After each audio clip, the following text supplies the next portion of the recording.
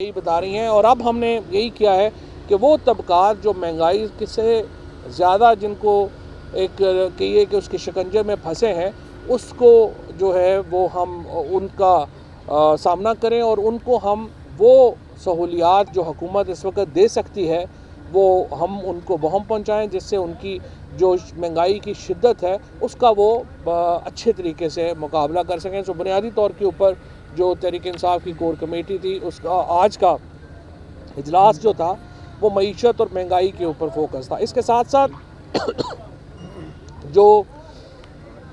साथ जो local government elections हैं, ख़ुसूसन खैबर पख्तूनख्वा में, उनके ऊपर बहस रही। और ये जो अभी फ़ैसला आया है हाई कोर्ट का, जिसके नतीजे में एक वहाँ पर सूरत हाल पैदा हुई है कि अब वो कह रहे हैं कि जमाती इलेक्शन कराएं। कानून कहता है कि जो यूनियन कौंसिल की सतह के इलेक्शन है वो गैर जमाती होने हैं। उसके ऊपर खैबर पख्तूनख्वा की हुकूमत ने अदालत को पटिशन की है और हम अपील करते हैं सुप्रीम कोर्ट से कि वो फ़ैसला जल्द करें ताकि इसके ऊपर हम आगे बढ़ सकें।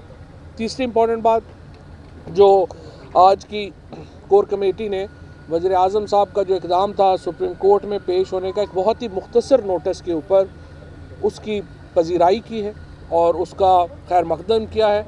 इससे पहले आपको याद है जब नवाज़ शरीफ साहब को सुप्रीम कोर्ट ने तलब किया था तो वो पूरा जत्था लेके सुप्रीम कोर्ट के ऊपर चले गए थे और सुप्रीम कोर्ट के ऊपर हमला कर दिया था। लेकिन ये सिर्फ इमरान खान है कि जो सिर्फ आधे घंटे के नोटिस के ऊपर सुप्रीम कोर्ट में पहुँचे और सुप्रीम कोर्ट की जो भी तवक्कुआत थी उनके मुताबिक जो है उन्होंने जवाब दिया। और इससे ये एहसास होता है कि कितना तहरीक इंसाफ जो है वो एक अदालतों को अहमियत देती है और हम जो आइन का एहतराम करने को लाजम समझते हैं।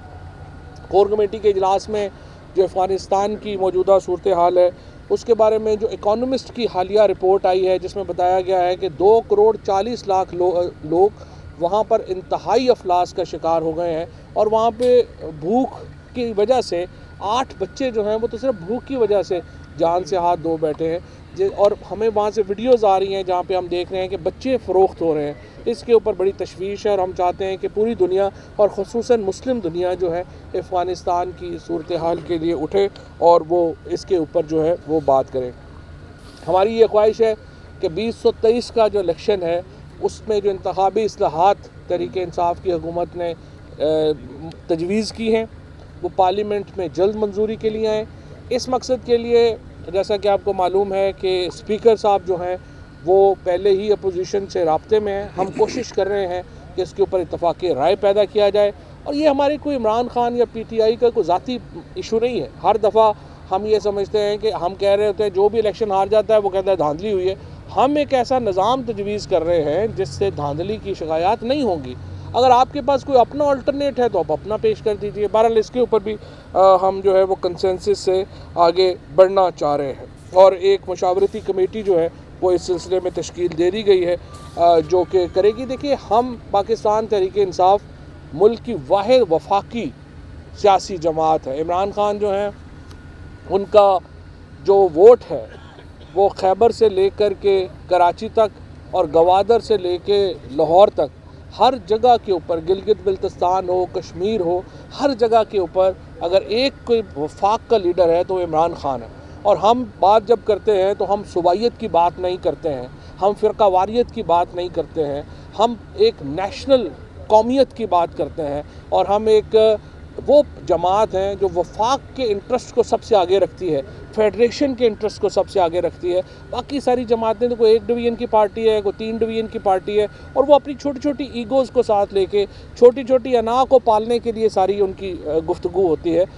इमरान खान और PTI वो इस वक्त पाकिस्तान की वो सियासी क़ुव्वत है जो सिर्फ फेडरेशन और पाकिस्तान की बका के लिए आगे बढ़ेगी और इंशाल्लाह ये जो इंतखाबी इस्लाहात का मामला है इसको भी हम इंशाल्लाह आगे लेकर चले। सर ये मशावरती अमल है, ये जो मशावरती अमल है फवाद साहब, ये किसके प्राइम मिनिस्टर साहब करेंगे लीड? जिसको ये आपने बताया कमेटी बना दी है, मशावरत प्राइम मिनिस्टर साहब करेंगे अपोजिशन के साथ या कोई और करेगा? और कमेटी में कौन कौन लोग हैं? नहीं, वो तो जिस तरह से मैंने आपको बताया कि कमेटी में जो जिम्मेदारी है फ़िलहाल वो स्पीकर साहब के पास है।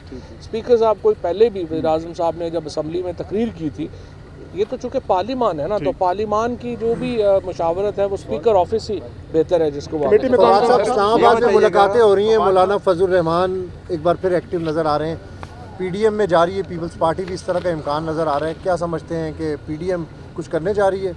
देखें, बात यह है कि ये सारा पहले ही भानमती का कुनबा है, जिस तरह मैंने पहले भी अर्ज़ किया था।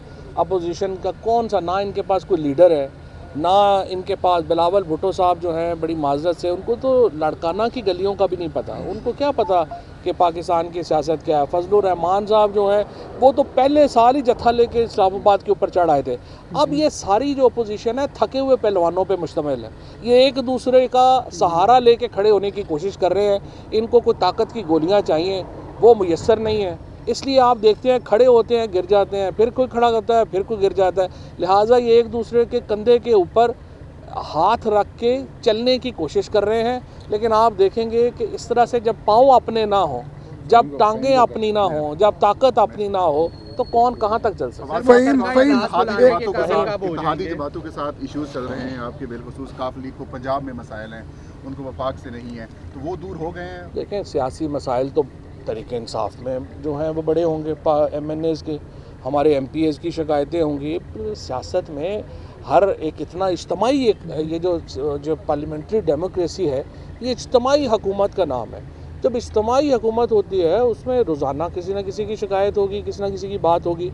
और ये जो इत्तेहादी जमातें हैं वो प्राइम मिनिस्टर साहब से जब मिली हैं, उन्होंने अपने पूरे जो एतमाद का इजहार किया है वज़ीर-ए-आज़म साहब के ऊपर, उनके फ़ैसलों के ऊपर, और इसी तरह से जो बाकी मामला हैं उनमें भी इत्तेहादियों को हम आपकी जो इत्तेहादी जमातें हैं और अपोजिशन जमातें हैं, सबको इलेक्ट्रॉनिक वोटिंग मशीन पे तहफ़्फ़ुज़ात है। पौने 2 साल पड़े हैं इलेक्शन में, क्या इतना कानून साजी और क्या ये पूरा मैकेनिज्म बन पाएगा? देखिए, ये तो बन चुका है मैकेनिज़्म, हर चीज़ बन चुकी है। हम सिर्फ अब उस पर इत्तफ़ाक़ राय करने की कोशिश कर रहे हैं। और देखिए, जिस तरह मैंने अर्ज़ किया, हमारा ज़ाती मसला नहीं है, हम ये चाहते हैं कि तमाम कुव्वतें इसमें शामिल। और जिस तरह से मैंने आपको अर्ज़ किया, आप हमारे इलेक्टोरल रिफॉर्म्स आपको पसंद नहीं है, आप अपने ले आइए, हम उस पर बहस कर लेंगे। इजलास कब बुला रहे हैं दोबारा, कोई है प्लान आपका? देखिए, उसके लिए तो पूरी मैं ये समझता हूँ कि एक इत्तफ़ाक़ राय की जो कोशिश है उसको हम आगे लेके जाना चाहते हैं। इंशाल्लाह वो उसके मुताबिक जब इजलास बुलाएंगे, जब हम इसमें आगे इसके ऊपर बढ़ेंगे। इस्लाहात के ऊपर अपोजिशन स्टेक होल्डर है, आपने उनको बुला लिया, उनके साथ बातचीत कर रहे हैं। इलेक्शन कमीशन भी स्टेक होल्डर है, क्या उसके साथ भी बात की जाएगी? इलेक्शन कमीशन से डॉक्टर बाबर अवान साहब की पिछले हफ्ते भी मुलाकात हुई थी। और इलेक्शन कमीशन यकीनन बड़ा अहम इदारा है और हम उसको भी साथ लेके चलना चाहते हैं। हम तो चाहते हैं कि देखिए, मैंने जिस तरह वज़ीर-ए-आज़म साहब ने, अगर आपने देखा हो कल की तकरीर में, बार बार ये बात कही है, इलेक्टोरल रिफॉर्म से मतलब आप मुझे बताइए हमें क्या, कौन सी और हुकूमत है पाकिस्तान में तहरीक इंसाफ के अलावा जिसने कभी इलेक्शन इस्लाहात की बात भी की हो? हमें तो सूट करता है इलेक्शन में कोई इस्लाह ना हो। अगर इमरान खान वो आदमी है जो कि क्रिकेट के अंदर एक न्यूट्रल एम्पायर लेके आए, अब वो पाकिस्तान के अंदर एक ऐसा निज़ाम लाना चाहते हैं जिसमें इलेक्शन हो तो कोई उंगली ना उठाए। मैं आपसे दोबारा अर्ज़ कर रहा हूँ, आपको PTI की इस्लाहात पसंद नहीं है, आप अपनी इस्लाहात का पैकेज दें। एक मिनट यार, इत्तेहादियों के अलावा खबर आई थी कि परवेज़ खटक साहब ने, कुछ लोगों ने मुखालफत की है जमात के अंदर, तो क्लियर कर दीजिए, ऐसी कोई बात है?